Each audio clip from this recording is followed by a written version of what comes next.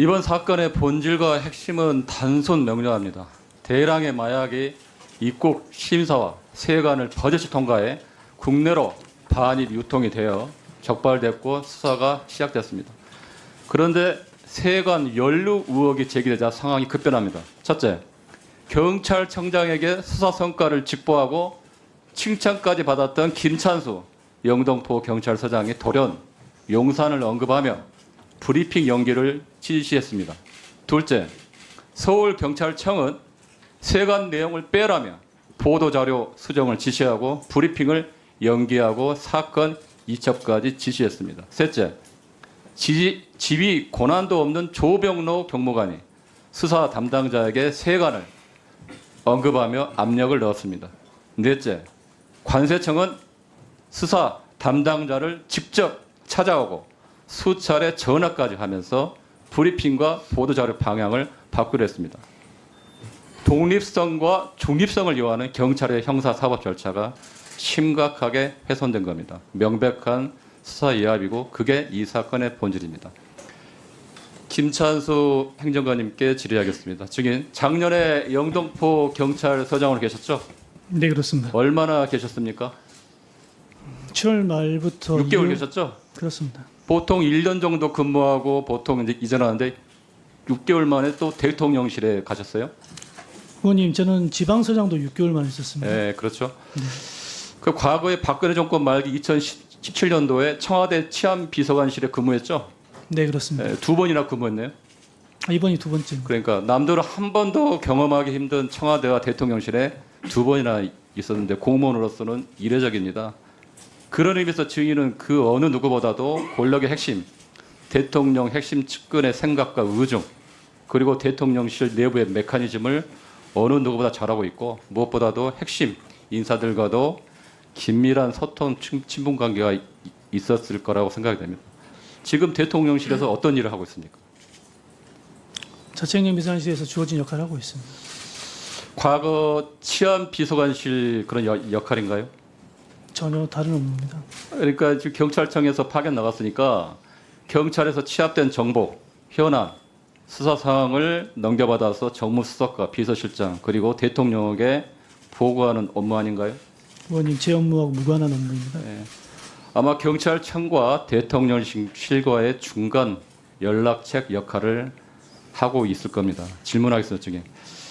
아까 그 용해인 의원께서 질의를 했듯이 작년 영등포 경찰서장으로서 마약 수사를 독려하고 홍보하고 윗선에 보고하고 칭찬까지 받다가 일주일 만에 갑자기 돌변해서 본인 관할의 최대 성과인 마약 수사를 방해하고 겁박하고 급기야 브리핑을 연기한 이유가 뭡니까 대체? 의원님, 전혀 사실 무근의 말씀을 하고 있습니다. 네. 증인은 작년에 영등포 경찰서장 당시에 관할 부서에서 마약 수사 큰 성과를 내니까 8월 26일에 수사팀 확대를 지시하고 9월 11일에 김봉식 서울청 수사부장과 9월 13일 윤희근 경찰청장에게 수사 사항을 상세하게 문자로 보고했죠. 그 내용은 이렇습니다. 각 조직 총책 및 조직원 검거 진행. 지난 1월 27일 말레이시아 국적 피의자들의 공항 입국 단계에서 무사 통과한 정황 확인, 관련 수사 병행 맞죠? 맞습니다. 예. 그때 윤희근 경찰청장은 아주 훌륭하다고 극찬하면서 성과를 대내외적으로 알리라고 격려하는 답장까지 보냈습니다. 그때 증인은 상당히 고무되었던 걸로 알고 있습니다. 그리고 대통령실에도 상황 보고를 한 걸 알고 있는데 누구에게 보고를 했나요? 이 건과 관련해서 제가 대통령실에 보고한 일은 전혀 없습니다. 그 2번이나 청와대나 대통령실에 이제 근무할 정도로 정무적 감각이 좋고 또 본인이 관할하는 경찰서에서 가장 큰 마약 수사 성과를 냈는데 그리고 지금 윤석열 정부에서 가장 최대 관심사인 마약 수사 현안이고 당연히 대통령실에 보고하고 또 본인의 성과로 인정받고 싶은 거 아닌가요? 당연한 거 아닌가요, 이게? 경찰서장 개인이 대통령실에 보고할 이유가 뭐가 있겠습니까? 지금 증인께서는 지금 경찰서장 6개월 만에 또 대통령실로 옮길 정도로 대통령실과 친분도 있고 그쪽 상황을 너무 잘 알고 있잖아요. 아니. 그런 거는 누구나 추측할 수 있지 않을까요? 의원님, 제가 좀 되묻고 싶습니다. 제가 만약에 진짜 용산이랄지 대통령실의 외압이랄지 부탁을 받았다면 소위 말해서 저 브리핑 연기 지시뿐만 아니라 모든 걸 깔끔하게 처리해야 되지 않을까요? 네. 오히려 영등포의 당시 저기- 형사 이과장을 발령시키고 저기- 압수수색도 못하게 하고 저기- 그래야 되는 거 아닌가요?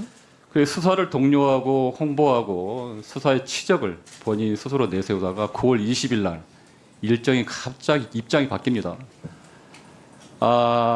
그날 9월 20일 날 어떤 일이 있었습니까? 그날 국회 앞에서 큰 집회가 있었죠. 맞습니다. 네, 그때 노란 봉투법 관련 금속 노조 집회.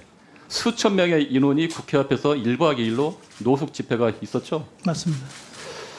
그리고 오전 11시에 국회 경비대에서 현장 대책회의를 했습니다. 그렇죠? 맞습니다. 그런데 그날 8시 45분에 7시 33분에 보도자료를 보내라. 백현웅 경장에게. 그리고 45분에 브리핑 취소할 수 없냐. 그리고 9시 3분에 용산에서 사건 내용을 알고 있다. 심각하게 보고 있다고 브리핑 연기하라고 지시합니다. 그리고 브리핑은 22일에서 10월 초로 연기됩니다.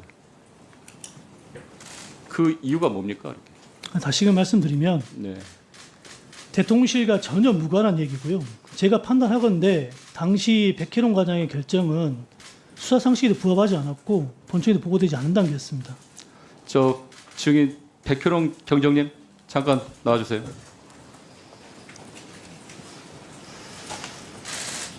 지금 저 김찬수 소장이 계속 그걸 부인하고 있는데 그때 상황에 대해서 어땠는지 다시 한번 말씀해 주시기 바랍니다.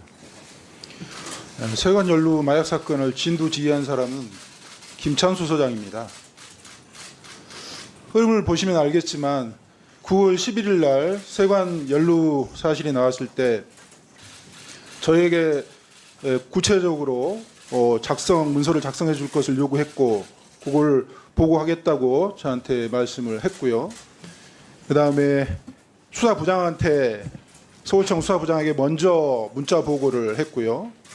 그다음에 서울청장에게 문자 보고하고 구체적으로 보고하겠다 이렇게 했고 9월 13일에는 경찰청장님까지 이렇게 보고를 합니다. 그러면서 저한테 계속 피드백을 주셨습니다. 이 본인이 마약 압수 현장에서 진두지휘까지 했던 이 사건을 갑자기 이렇게 브리핑도 맞고 수사를 방해하게 된 계기가 용산이 아니면 설명이 안 됩니다. 김찬수 서장은 전담팀을 배신해서는 절대 안 되는 사람입니다. 본인이 꾸리라고 지시했고 본인이 모든 명령을 하달했고 제가 그 명령을 받아서 현장에 수행을 했는데 조직원들을 배신하고 제 등에 칼을 꼽은 사람입니다. 예. 수고하셨습니다.